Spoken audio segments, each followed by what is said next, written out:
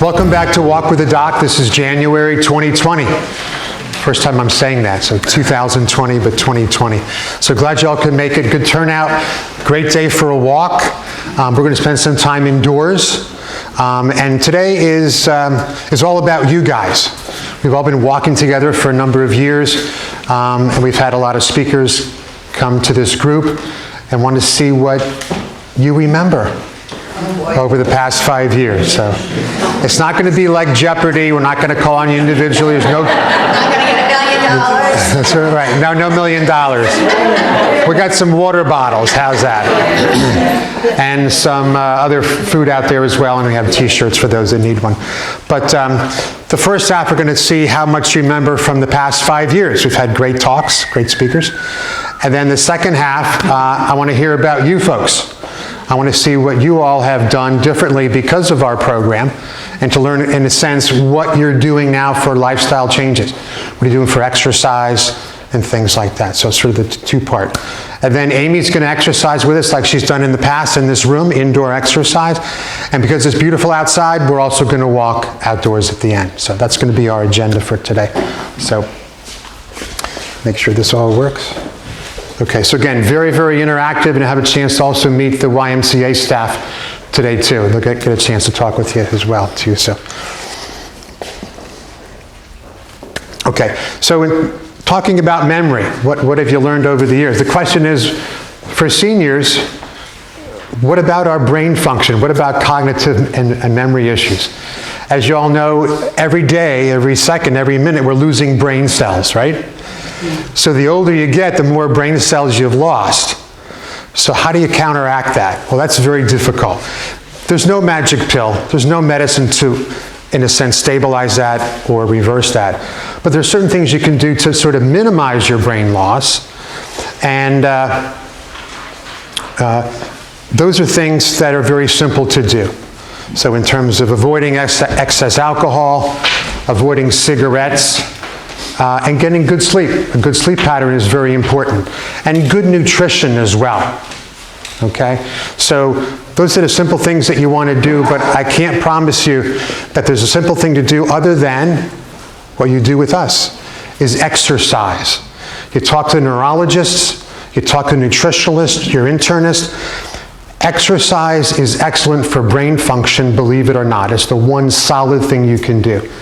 It's good for socialization. You have some friends here, I'm sure, over the years that you've seen every time that you've come. It's good for the heart, it's good for the brain, it's good for all functions of the body as well. So when that all fits together, the brain works better as well. So exercise is the number one thing you want to do. Let's not forget, I mentioned Jeopardy before, but let's not forget Wheel of Fortune, Jeopardy, some of those fun mind games, crossword puzzles, Sudoku, the word puzzlers and things like that, very important. So when you're not exercising, think about those kind of fun things that you can do as well. So let's do a simple test. Yes, sir. How about the stock market? Yeah, if you're following it closely, it's a good mind puzzler, but it can make you depressed. If you're following it from a scientific point of view, it's very good. Let's do a simple test right now, okay? I'm going to give you 3 items I want you to remember, and I'm going to ask you those at the end of our little time together today. So everybody had their hands in the air, so you can't write these down, okay? All right, all right. Hold on. Okay, you got it? Those are the 3. A blue car, a yellow house, and a red ball. Got it? Blue house. Sorry, blue. You're going to give me the right answer when we're all done anyways, okay? Blue car, yellow house, and red ball. Okay, hands down. Okay, that's it. All right. Okay, here we go. So over the years, we're ending up our 5th year now altogether. You've had a lot of people talk to you. Great diversification in our speaker selection here. Probably heavily weighted to cardiology, all my partners and myself and things like that. But you've had surgeons, you've had nutritional people, cardiac rehab people, exercise people, GI. So a lot of people that have given you some new things. Hopefully you've had a chance to learn from them how to stay healthy as well. So let's just go back in time if we can, okay? Our most recent one. Now, how difficult will that be? So with the flight team last month, probably our coldest event ever. Thank goodness we were in the building where they live, where they stay and have their office during the coldest event of the year. But we got a chance to hear what they do as a program, and we got a chance to see the aircraft as well. Okay, remember it now? Those that you there? Okay, good. It started to snow, but it was a beautiful day otherwise. Okay, so how fast does that helicopter normally fly? This question was asked. I did hear the answer. Anybody? Nobody was listening. Okay. Well, one of you asked the question because I didn't ask the question. 150. Who's 150? That's correct. 150 miles per hour. Okay? Did you ask the question, by the way? No. You asked the question. Okay, good. So 150 miles per hour. That's a typical speed for this aircraft, but also it's not anywhere near the fastest recorded helicopter speed, which is over 400 miles per hour. Whatever. Okay. So the answer is 150. Okay. You all seen this picture a couple years ago, right in this room? This is foliage from Lake Placid, New York. Okay, it sort of describes forest bathing. Okay, so what is forest bathing? Those are 4 choices. Relaxation benefits created by the great outdoors. Sounds good. Natural cleansing occurring after a forest fire. A new national park slogan to encourage more visitors to come to the parks. Or a steamy hot outdoor shower to lower your blood pressure. Which is the definition of forest bathing? Natural cleansing. Natural cleansing. Relaxation benefits. Right, A is the right answer, okay? So, and it's a thing that if you're in the great outdoors, you're walking, you're feeling better, it helps you relax. And again, this is a slide from 2 years ago before Australia had all their forest fires, okay? But it was there they demonstrated you can lower your blood pressure, lower your heart rate by being in the great outdoors and walking, okay? And this is why also in hospitals, in ICUs, they have a window to the outdoors. It helps healing to be able to, when you're in a critical condition like that, if you're able to see outdoors, the sun coming up, maybe some foliage, it helps you heal better and helps you relax. So that's forest bathing. So, okay, so we're 2 for 2. Okay, good. Okay, Dr. Morad, about a year ago, cardiology, talked about cholesterol. Which one of these 5 does not belong with the other 4? Everybody can see that? So hypertension, obesity, diabetes, smoking, and family history. Which one doesn't go together? Diabetes.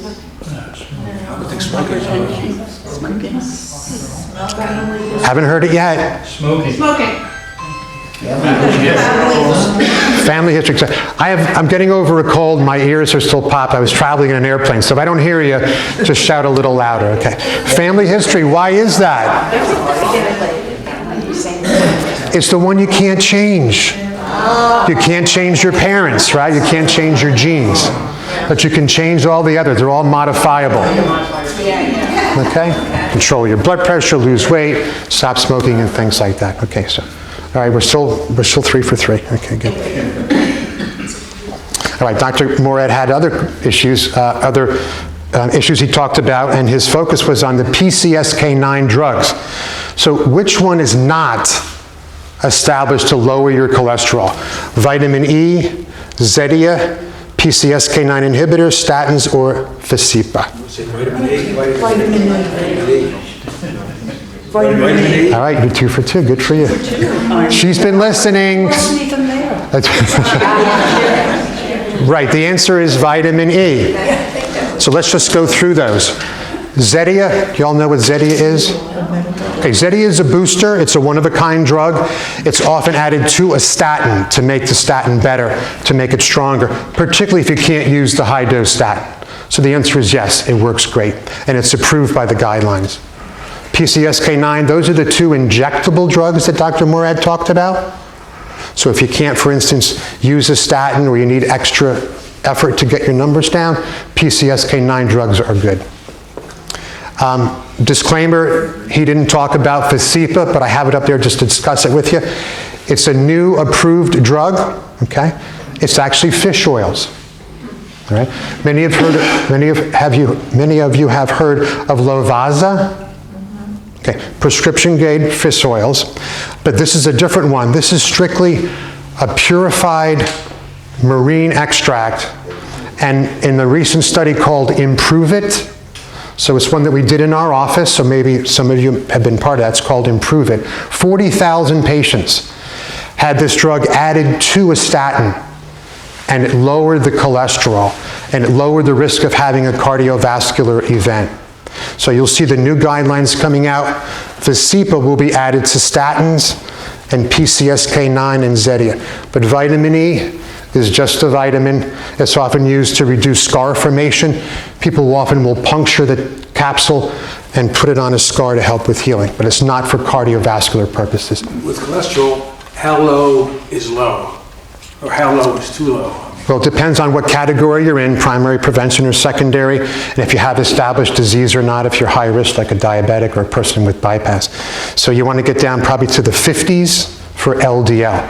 And that's where these drugs, Zetia and PCSK9s, can make the statins work that much better. So for some people, they can't get down that low for the LDL on a statin alone, but statins are the go-to drug for sure. Okay? So any questions about Vasipa? So it's brand new. You're probably the first group we've talked to about this. It was just approved. Okay. Okay, Dr. Arenas, urology. Remember that day? A nice sunny day, pretty breezy? Well, they're all breezy, I guess, but. All right, which of these, or how many of these of the 5 did he mention in his talk?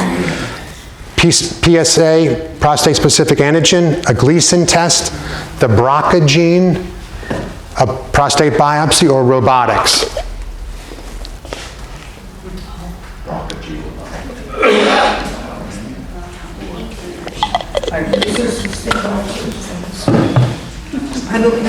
Here's my go-to person here. Is it the PSA? Nope. So PSA was, yes, you spoke about it. I heard robotics, yes. BRCA he mentioned, right? Okay, well, it's a trick question, sorry. The answer is Gleason test. It's actually called the Gleason score. So that's a score that a urologist uses to tailor your therapy, to tell you how aggressive the cancer is, how many of the biopsies are positive that they took, and this sort of the spread of the tumor. So it's a score that's used very regularly in urology, but it's called a Gleason score. And all of these he talked about. Those are very important. Okay? You're still 90%. You're good. Okay, Dr. Josh Eisenberg, when he spoke at the Cornerstone Event Center a couple years ago on a Saturday, he talked about vascular disease. Do you remember that, those that were there? Okay, so what is an AAA, and is it serious? Oh, yeah. The answer is yes, it's serious, but what is it? Aortic aneurysm, okay, abdominal aortic aneurysm, okay? It's not American Automobile Association. It could be, but not in this group. Okay, so abdominal aortic aneurysm is the right answer. And it's a very serious disease because when it ruptures, there's often not much you can do at that point. So screening is very important. So I may have mentioned this to some of you who are former patients, but Medicare gives you very little for free, right? But one thing they do give you for free is one free screening for an abdominal aortic aneurysm. It's an ultrasound, okay? So, but then after the one free screening, you're paying as you go. So when it gets to be a certain size on an ultrasound, you have to watch it very closely, get ultrasounds every 6 months. When it gets to a certain size, it's time to get it fixed, be it through open surgery or even through intervention. So he spent a lot of time talking about that. It's a very serious thing. This is a picture of 2 different kinds. The kind that balloons out, this is called a fusiform, and that's called a saccular. But when they get to be a big size, they can rupture at any moment. There often are no major symptoms in advance. And the other thing you want to watch out for, not only when it reaches a certain size, but if it increases quickly over a period of time, a short period of time. All right, so. Are there any warning signs? Warning signs, possibly abdominal discomfort. It's often picked up when you get an MRI or a CAT scan because of back pain. So the orthopedic doctors diagnose a lot of these because they're the ones that are ordering back x-rays, back MRIs, and back CAT scans. But typically, no, there's often no specific symptom. Okay, Dr. Doe, GI. Remember Dr. Doe? Yes. Okay, all right, that's right. Okay, on average, the percentage of Americans that will develop colon cancer, what do you think? 1 in 25. Right, 1 in 25, so 4% of the population, that's right. So 4% is a very serious thing. You want to make sure you're screened for that. So she talked about how best to diagnose that through these various points here. Stool hemocult test, colonoscopy, sigmoidoscopy, and Cologuard. Which one did she not really like to recommend? Colonoscopy.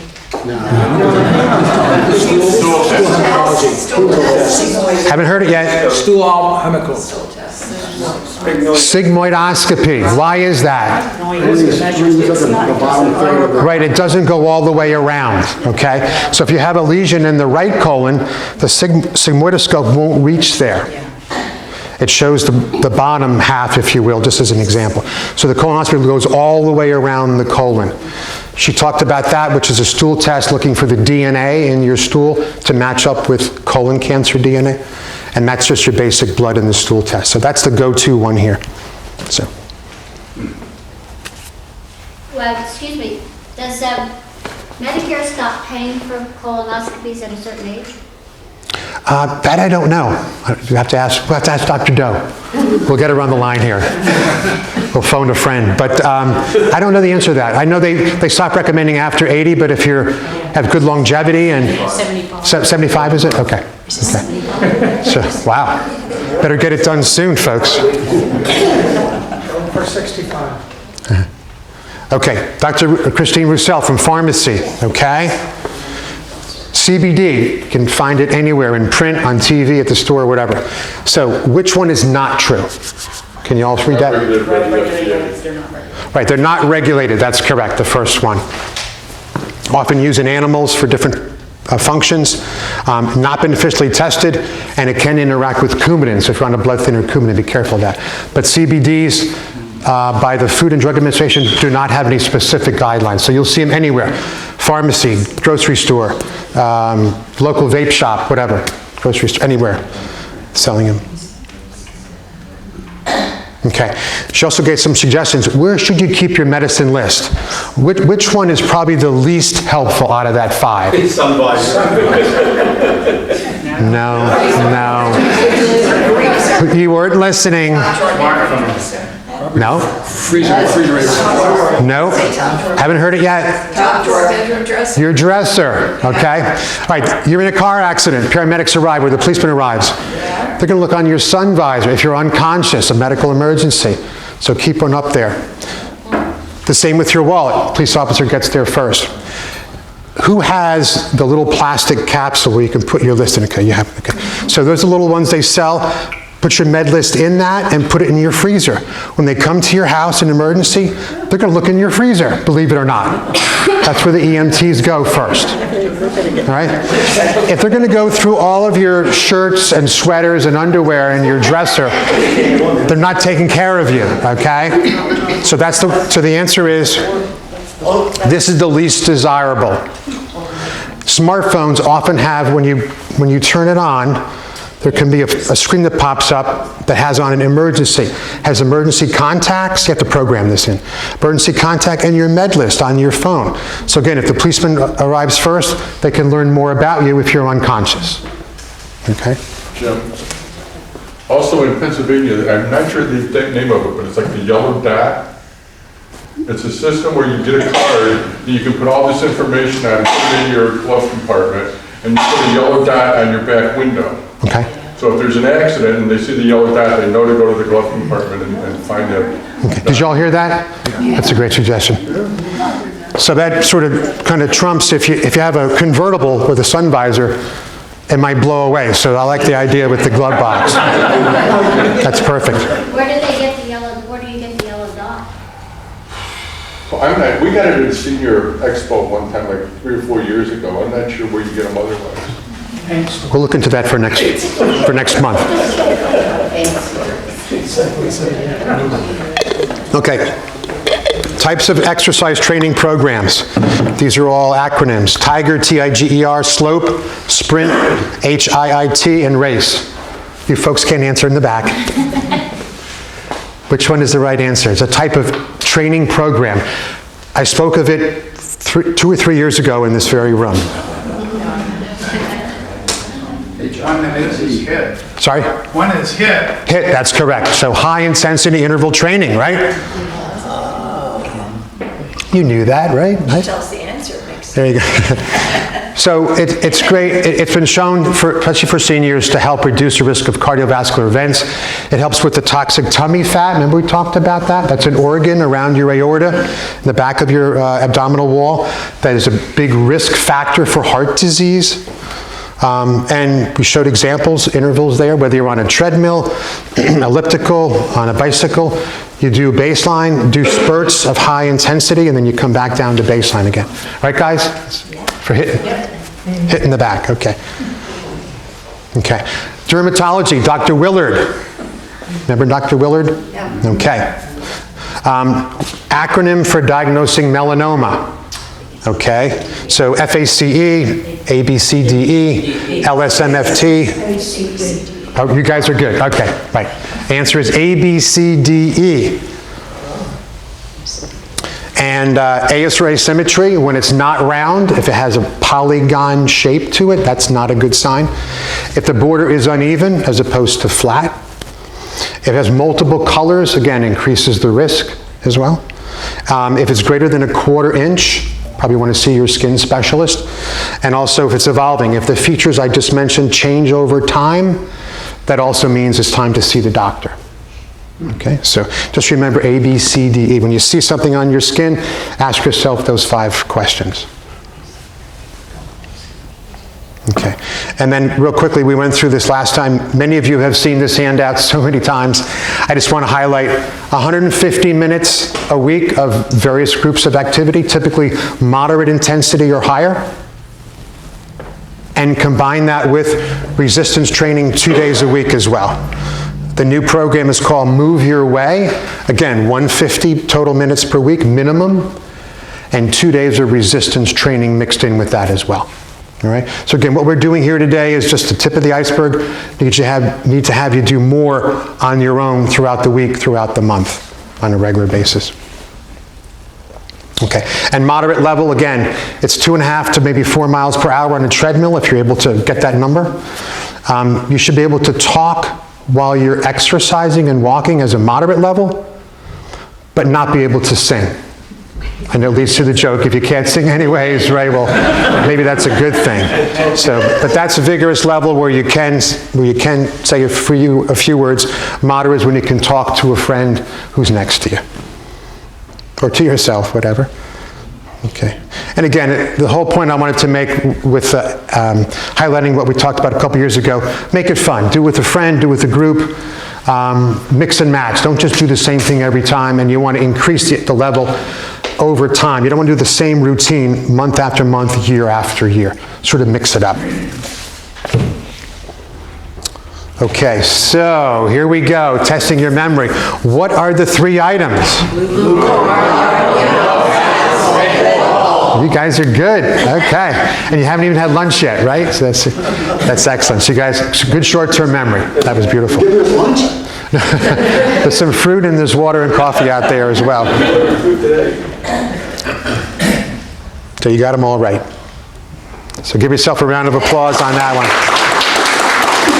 So the next part, I want to spend just a few minutes just talking about what your program is for you and what you've done to change over time. Again, this is not a support group necessarily, but just if you want to share something to the group, what you do differently, maybe what you've learned, how you feel better, or maybe you've had other issues, you had to drop out for a while. But I'll go first. How's that? Okay. So I retired back in September of last year. and I have more time to exercise.